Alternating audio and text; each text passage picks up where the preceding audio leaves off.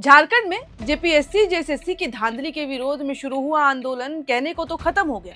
छात्रों ने ऐलान कर दिया कि आंदोलन खत्म हो गया, लेकिन फिर भी दूसरी ओर प्रोजेक्ट भवन के बाहर एक दूसरा आंदोलन शुरू हो गया। जेपीएससी की परीक्षा रद्द होने के बाद अब मामला हाई कोर्ट में पहुंच गया है।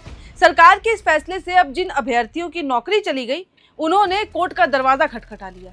दरअसल झारखंड सरकार ने जेपीएससी की 11वीं, 12वीं और 13वीं संयुक्त सिविल सेवा परीक्षा को रद्द कर दिया। परीक्षा रद्द होने के बाद इन परीक्षाओं के जरिए नियुक्त हुए जितने भी अधिकारी थे, अब उनके लिए मुश्किलें बढ़ गई। रातों रात उनकी नौकरी छिन गई। हजारीबाग में डिप्टी कलेक्टर के पद पर तैनात सोनम कुमारी ने, वो उनमें से एक अधिकारी हैं जिन्होंने सरकार की उस अधिसूचना को झारखंड हाईकोर्ट में चुनौती दी, जिसके जरिए जेपीएससी की विज्ञापन संख्या 1/2024 को रद्द किया गया। और यहाँ तक कि झारखंड हाईकोर्ट में इसको लेकर आज सुनवाई हो भी रही है। सोनम कुमारी ने 11वीं से 13वीं जेपीएससी परीक्षा पास करने के बाद झारखंड में डिप्टी कलेक्टर की नौकरी ज्वाइन की। अब खास बात यहाँ ये है कि इसके लिए उन्होंने बिहार के गया जिले में शिक्षक की नौकरी तक छोड़ दी थी और फिर यहाँ आके इन्होंने ज्वाइन किया था ये नौकरी। उन्हें 24 नवंबर 2025 को इसके लिए नियुक्ति पत्र मिला था। इसके बाद उन्होंने डिप्टी कलेक्टर के तौर पर काम भी शुरू कर दिया और अपने दायित्व को अच्छे से निभा रही थी। लेकिन अब जब परीक्षा रद्द हो गई तो उसके बाद उनकी सेवा रातों रात खत्म हो गई और इसी फैसले के खिलाफ उन्होंने हाई कोर्ट में रिट याचिका दायर की। याचिका पर आज यानी कि गुरुवार को सुनवाई हो रही है। लेकिन मामला सिर्फ सोनम कुमारी का नहीं है, सिर्फ उन तक लिमिटेड नहीं है। जेपीएससी की इन परीक्षाओं से नियुक्त करीब 200 और उप संभारताओं यानी कि डिप्टी कलेक्टर्स हैं जिनकी नौकरी और ट्रेनिंग संकट में आ चुकी है।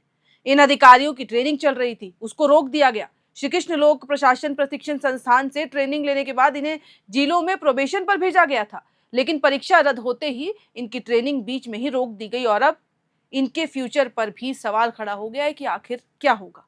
अब इनमें से कई अधिकारी श्रावणी मेले के दौरान ड्यूटी पर भी थे।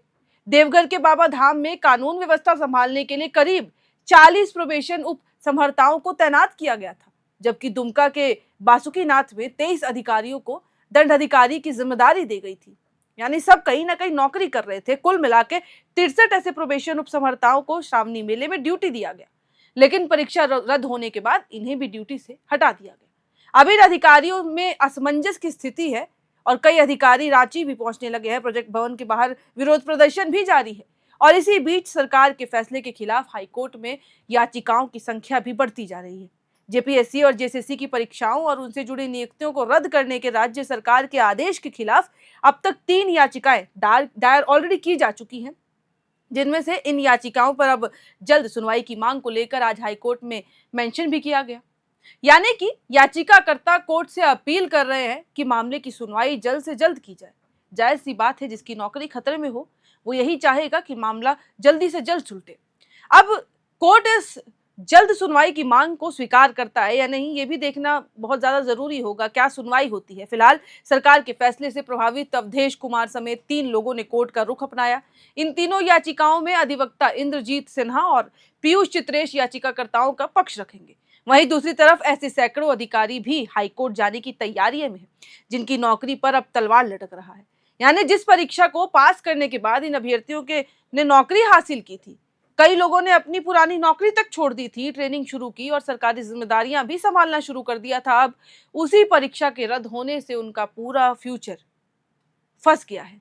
अब सबकी नजर झारखंड हाईकोर्ट के आज की सुनवाई पर भी होगी कि हाईकोर्ट में क्या फैसला लिया जाता है। पहले पाली जो है वो ऑलरेडी हो चुकी है।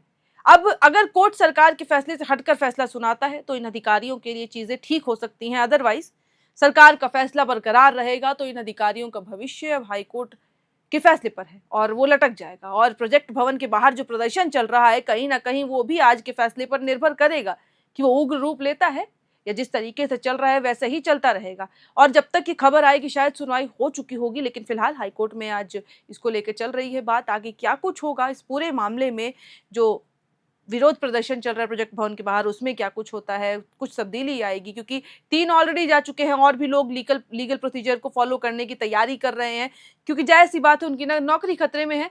लेकिन हमारी नजरें बनी हुई हैं, हम आपको धरातल से भी जाके हर ग्राउंड रिपोर्ट दिखाने की कोशिश कर रहे हैं। यहाँ तक कि हर अभ्यर्थी और जितने भी लोग ऑलरेडी कार्यरत थे उनसे भी बात कर रहे हैं, उनके जो पक्ष है वो भी सुनने की और दिखाने की पूरी कोशिश कर रहे हैं। स्टूडियो से भी हर खबर आप तक हम पहुंचाते रहेंगे।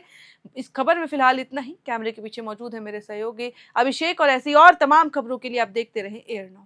FRP pressure vessels are made using fiber-reinforced plastic, a powerful combination of high-strength glass fibers and corrosion-resistant resin. At Duraplast, we manufacture these vessels using advanced filament winding technology. Layer by layer, resin-coated glass fibers are precisely wound over a rotating mold, creating a structure that is lightweight, high-strength, and built to handle pressure. The result? Superior corrosion resistance, longer lifespan, lower maintenance costs for industries that demand performance without compromise. For customized FRP pressure vessel solutions,